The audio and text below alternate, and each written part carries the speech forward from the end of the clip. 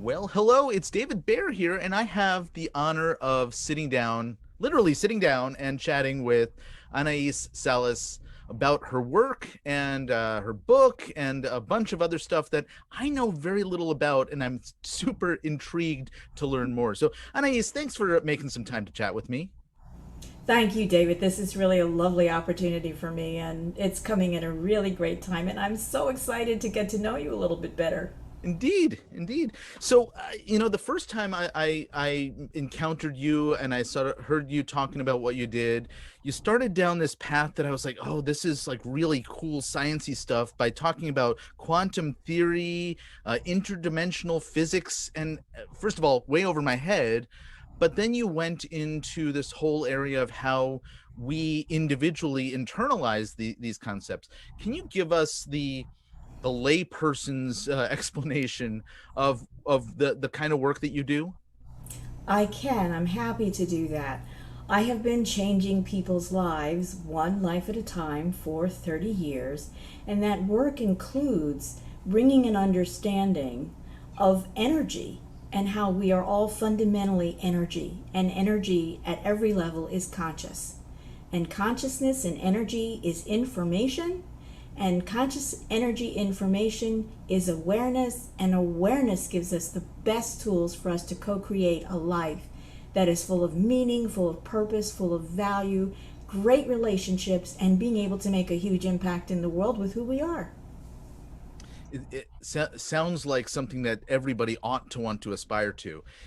If you could give me for my sake a demonstration of how this might apply in somebody's everyday life, where is somebody typically experiencing life before they meet you, and then once they get introduced to your knowledge and and the stuff that you do, how does that shift in just sort of simple practical terms, daily activity or encounters or something? Can you walk me through that a little bit? Well, yeah, it's really practical right now because I've had a lot of experience working alongside physicians and doctors with critical burn care and in areas like pediatric uh, oncology.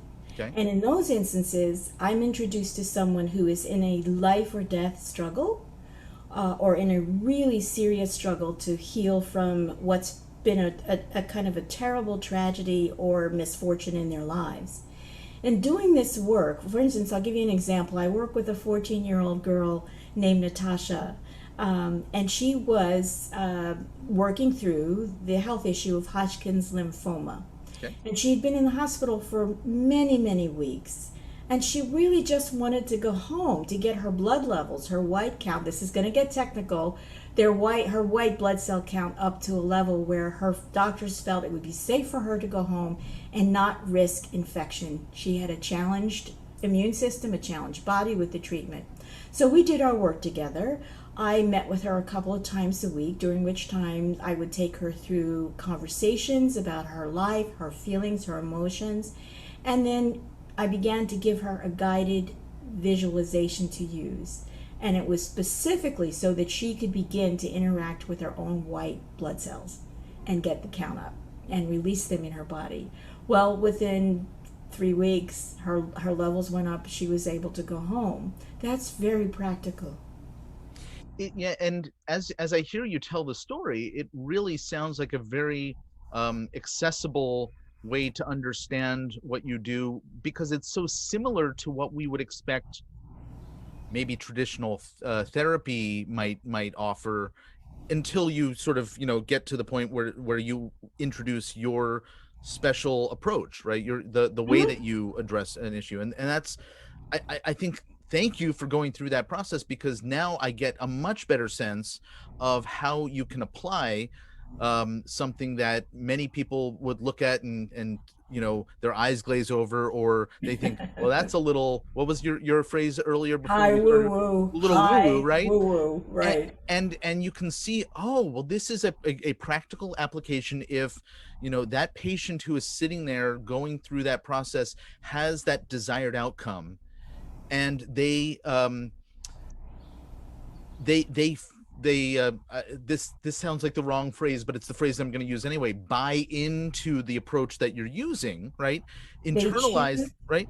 they choose to That it works. participate. Yes, that they choose to follow the approach that you're taking, right?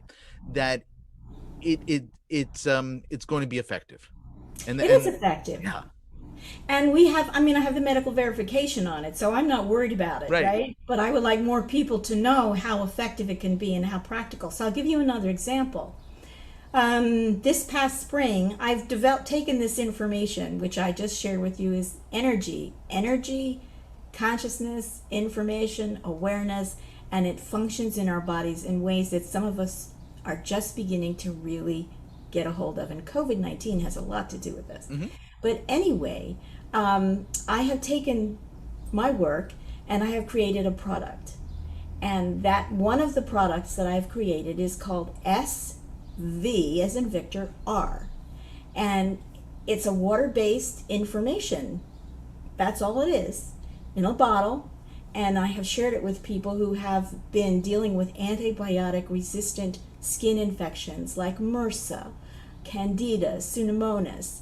And they're looking at, I mean, these things can go south very quickly, can move into sepsis, which can be fatal. And we've had complete turnarounds within hours of people who are using that product in coordination and in a complementary way with whatever their physicians are guiding them to do. It's stunning. So I have video of that, I have photographs, and I'd like to get that product out into the world, which is why I wrote my book. Right. Right. So let's talk about the book briefly, and then we can talk a little bit more about how you work in the traditional medical space doing what you do, because that's I think quite intriguing. It's not very typical for somebody who comes from the woo space to actually do that. So let's talk about the book first. Okay, so the book is about this process, and it's really looking at it from how do you tune into yourself, pay attention to yourself, really listen to who you are, and then bring that out into the world, which I call the living spiral of transformation. Because who we're meant to do and be in this life is in our DNA. Mhm. It's encoded when we're born, it's there. We just have to get out of the way and live in communities that will support that expression. So the book is called The Living Spiral of Transformation. Discover the hidden power in your diverse, unique DNA. And I want everybody to know how to do this. So who do you think you would say? I know everybody, of course, but who do you think is going to benefit from the book most in terms of how they're going to be able to take the information that you share there and then apply it in their lives or the lives of others that they influence? Parents, teachers, and young people who are just coming out of COVID 19, the global pandemic, and wondering what the heck just happened. Hmm. And how do we move forward? And in a way that we can see that the massive transformations that are going on so many levels of our societies right now around the world. This is how we do it. We open our minds, we look at new paradigms, we look at new possibilities and new solutions. And if we can, what's his name? Bezos? Is it Bezos who's going, or Tesla? They're doing rocket ships. Hmm. What I'm Both, doing, yep. yeah, is a version of a rocket ship, but it's going to be deep exploration right here in the space that we live in every day. So you got this book, which is the toolkit that somebody can take and learn and then use in their community in some way. And before we started recording, I said, I'm a marketer. How can we apply my knowledge to the stuff that you're doing? And I'm thinking immediately about how somebody can take this book and share it and market the concepts to the communities in which they exist, in the communities they serve. And immediately I'm thinking, well, gosh, this is like a book club opportunity. This is the way to start a conversation among a community. And that's probably something that you and I'll figure out after we finish recording, Okay. how you can take this concept of, all right, I got the book. Now I need to build the framework around how people use the book. And the workbooks. And there you go. Okay. So you already have the pieces, the materials, and we need to figure out how to introduce it to people who are going to take it, leverage it for the benefit of the people in their lives. This is correct. And I see this going from a bridge between a young person who is, say, 12 to maybe 18 years old, who is feeling something really radically different has gone on. They need to have a conscious understanding of what that potential is in their lives, to someone who is a health and wellness practitioner who wants to know, how do I help my patient? This happened to me again when I was working alongside with critical burn care. A doctor came to me. He was going to have to amputate a guy's leg because it was burned down to the bone, and they couldn't perform any skin grafts. He said, can you help me? Can you help this guy? I said, I don't know, but I'd be ready to try. So I did what I did, doing energy work, and yeah, so it sparked stem cell growth, it sparked granulation of tissue, and a year later, although it was an arduous journey, that man walked out of the hospital on his own 2 feet. Wow. Okay? Yeah. So this is where I'm coming from. It's not, I mean, it's high woo to other people. To me, it's how do you get that person out the door? We have a terrible problem with gun violence in the United States. There are people who are killed, but there are people who are survived, who will survive a gunshot wound or several gunshot wounds. They themselves face the dangers of what's going to happen with my wound. How far am I going to be able to heal that? How far can I recover my life? I just want to offer them a tiny little bit of here. This might help you go the next 5 steps. Let me give it to you. My book is a way for me to give that to people. That's great.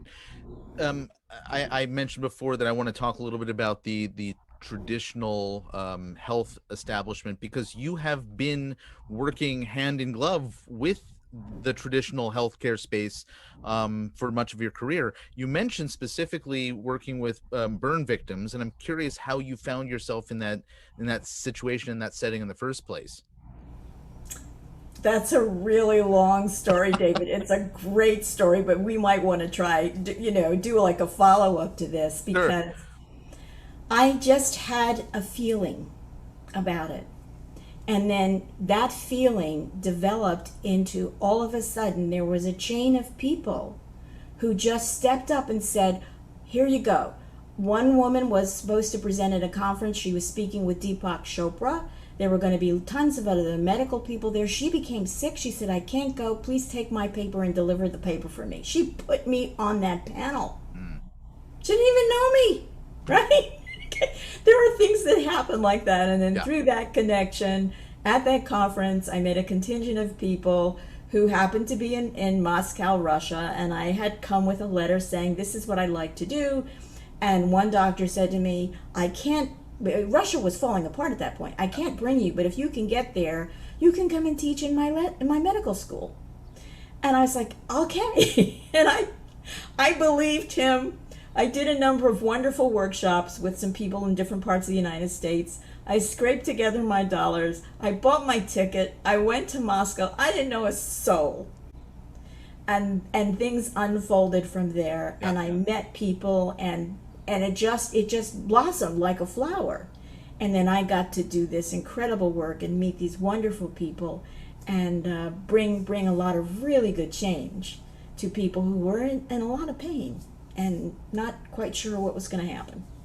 And probably have tried a lot of things in that situation that didn't work, or weren't holding. And I'm assuming that at least for some people, that you introduced a new concept that actually did accomplish something for them. It was an extraordinary collaboration because the doctors were willing to make space for me.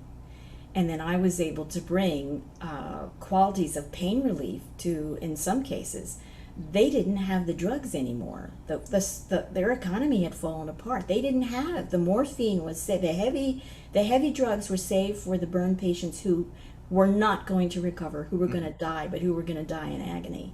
So the people that I was working with were a couple of levels down from that.